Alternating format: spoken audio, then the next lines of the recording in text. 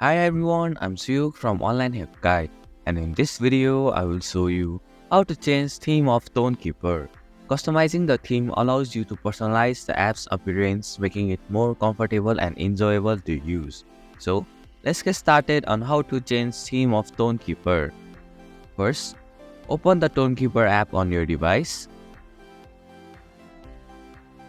Tap on the settings option from the top right corner of your screen.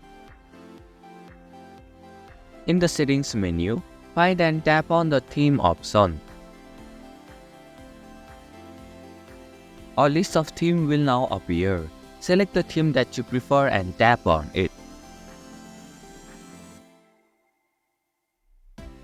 And this is how you can change theme of Tonkeeper. Thank you for watching Online Help Guide. Hope this video was helpful. If it was, then hit the like button and comment down if you have any questions or feedback. Also, if you are new to our channel, please subscribe and hit the bell icon so that you won't miss our upcoming videos.